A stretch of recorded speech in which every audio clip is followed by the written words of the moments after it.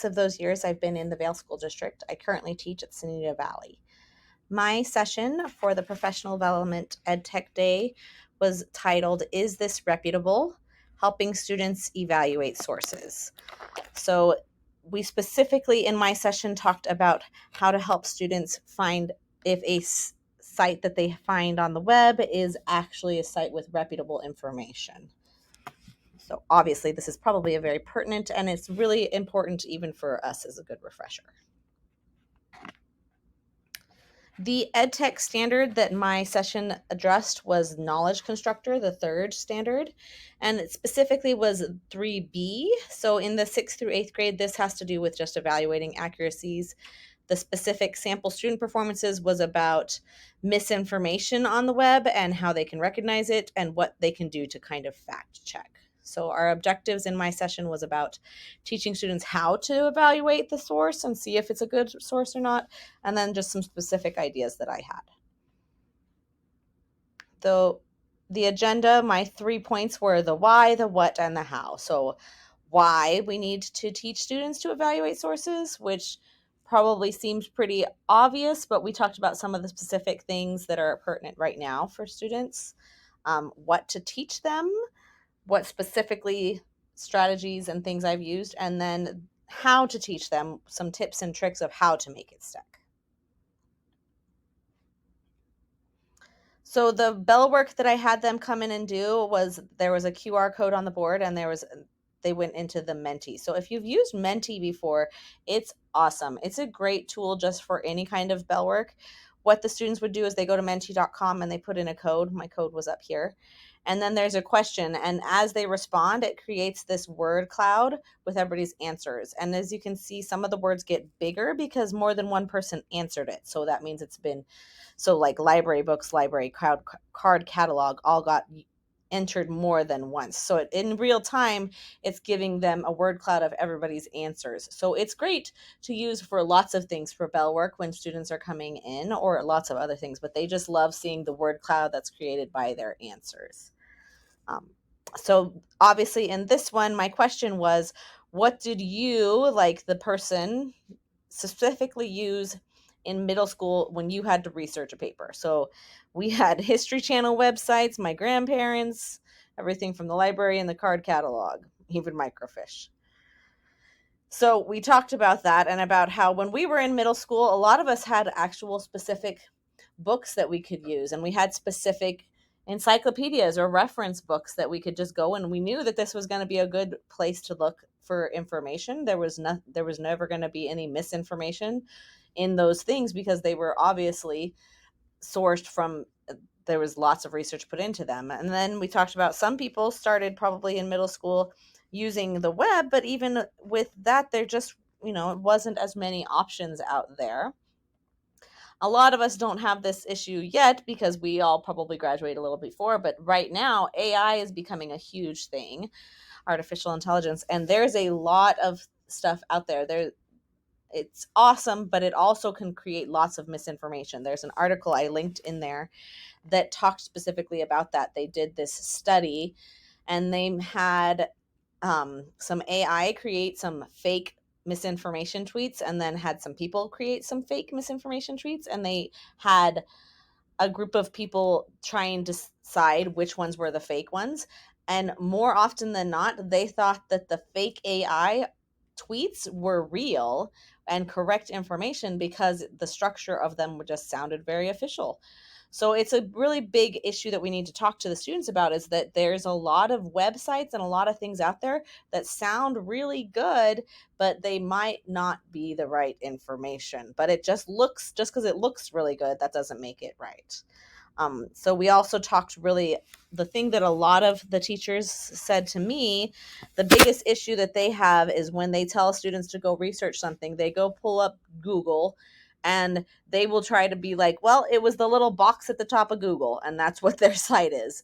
And they don't ever go and click in and go and check any resources, or they just if they do click, they just click the very first one that pops up. They don't even try to figure out if this is a good source or not. They just use either the box that pops up at the top on Google search, or they use what whatever the first one is. They don't want to go and actually decide if this is good information or not. They're just trying to go quickly.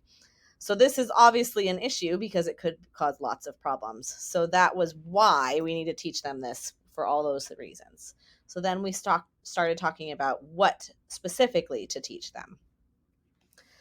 So there's a great acronym of a litmus test that was by Trevor Moore that obviously you're going to realize real quick why middle schoolers love it. It's called the CRAP test. So the kids love being able to say, oh, this is a crap website. Oh, this is a crap this, whatever it is. So that it's a great, they'll remember it. There's other ones we can use, but I'm going to just go over what those initials stand for in the acronym of CRAP. That's what I talked in my specific session about. So we had a handout, but you can just look and see which questions are pertinent to you and which ones would you need to talk about with your students. So in the CRAP test, C stands for currency. So how current is the information, especially when they're going on the internet. There's a lot of articles that are really old now, a lot of websites that are really old and probably pretty out of date nowadays. So you need to go have them figure out, when was this information made, and does it matter? Because there are some things that it's okay if it was written 10 years ago. There's been no recent information updates to that subject or that topic, so it's okay. But if it does matter, if there is more updated information, is theirs out of date? So talking about, have them figure out in their website when was the information last updated, and does it matter? The R in CRAP stands for relevance, which is, again, a huge issue with most middle schoolers doing research. Is they'll just Google Civil War, but it has nothing to do with the specific battle they were supposed to be researching or specific whatever it is they're supposed to be doing. So they don't look and see if the source is actually related to their topic. Does it actually relate, or is it just the big broad thing that has nothing to do with it? It was just the first one that popped up in Google. The other thing when you talk about relevance is who's the intended audience of the website or article they were reading.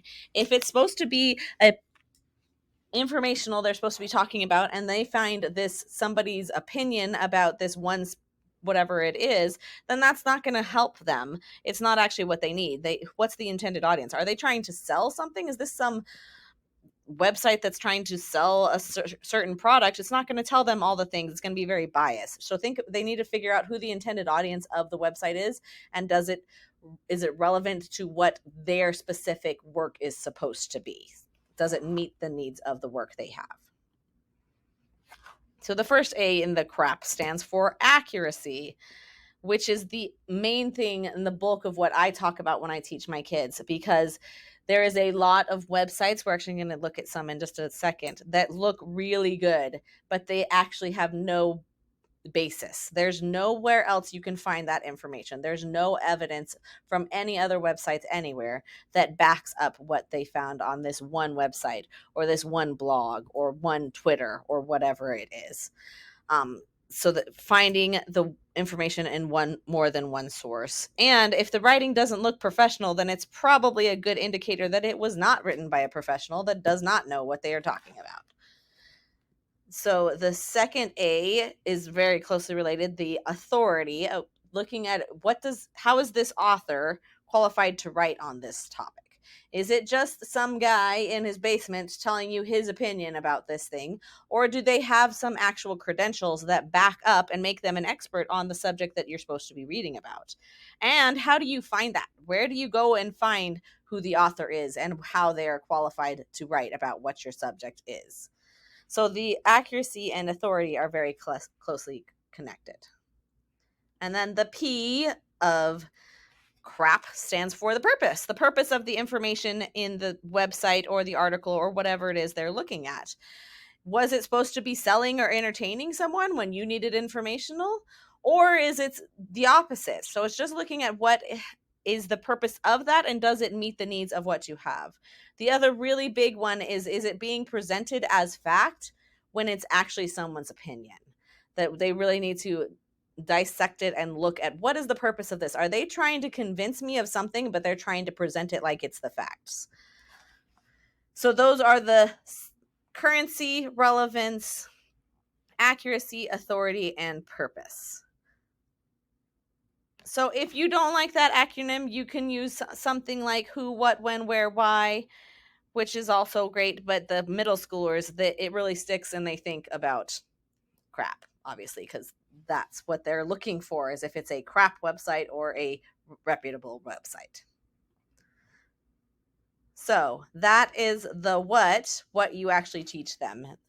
That's obviously just one strategy. There's lots and lots of strategies and lots of ways you can teach, but this was what I covered in my session, was using the crap test. So now I'm going to show you how to use that.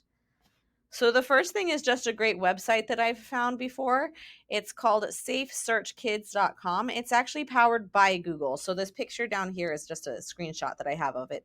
It has safe image searches when students need to find specific pictures, because I'm sure you have had that issue. I had a very specific instance when they were supposed to be doing animal reports and went to go look up beaver, and not the right kind of images popped up, as you can imagine. So it has safe search images. It's powered by Google. Only things that are safe for kids will pop up.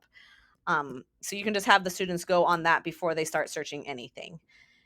It has, even on the homepage, you can kind of see down at the bottom, it says, what does peer review mean in academia and why is it important? So it has articles on its homepage about internet safety that you could use for their own little lessons and talk about internet safety within this website. The only downfall is that it has lots of sponsored ads that you have to go through. Obviously, you can see some of them on the sides, IXL and Sunrise Village. But it's just a great website when you're having kids go to start searching on the web, that you know is going to be safe and there's not going to be anything pop up that shouldn't. It shouldn't anyways when we're using our with our smooth walls and everything, but it could happen. And especially if you're having students research at home, you might tell them to go through there first.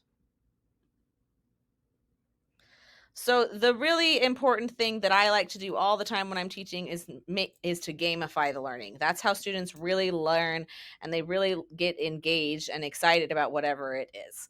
So source showdown is just what it sounds like. You can even make like brackets.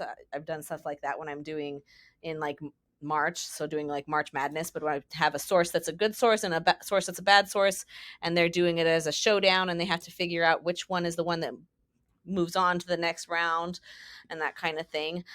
Creating a crap poster, a poster that they would get that present all the learning, and they can come up with their own questions.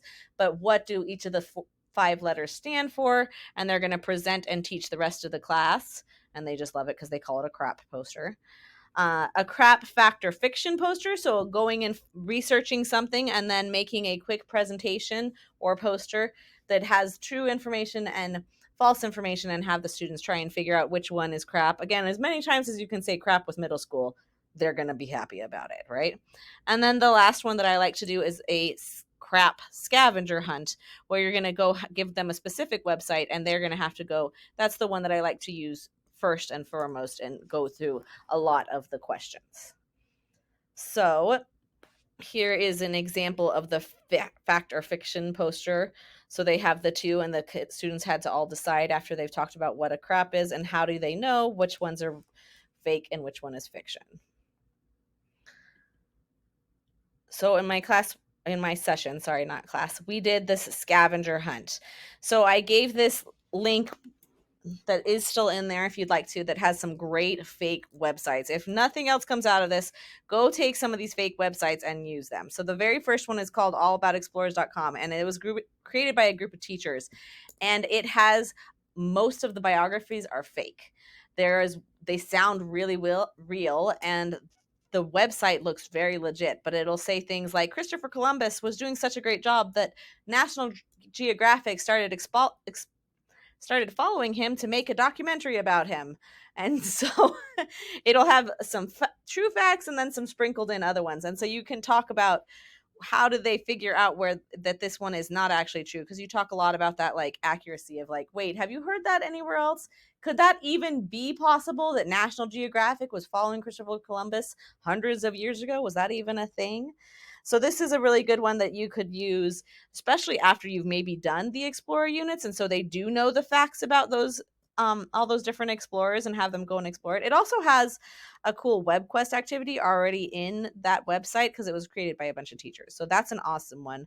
The Tree Octopus is another great one where it talks about that you could talk about those things and figure out who's the author. Talk about there. It talks about the endangered tree octopus that your teachers and your parents aren't telling you about because it's all because trees make paper, so they don't care if the octopus that live in trees die. It's really a funny article. So that you talk a lot about, have you ever heard of this before? Is that actually a thing?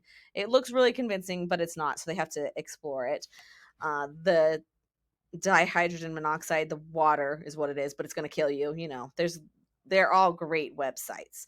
So we just went and looked at like one of the websites, and then we used this which is linked in my sessions folder. There's a digital copy for you that you could go and get this handout, and it's already linked as a Google slide, so you could drop it straight in, and it has little circles that you can pull over for them to circle which answer is correct. So like for information in example, under currency, they go and is the information out of date? Is it over 5 years old? Then they would pull the circle and circle 1. Is it 1 to 3 years old? The 2 or the 3 if it's been made with that in the last year. And they have to go and circle each category. So this is a really great one when you're very first really trying to cement crap, is they have to go through each question and answer each question with 1, 2, or 3 in the website they pulled up.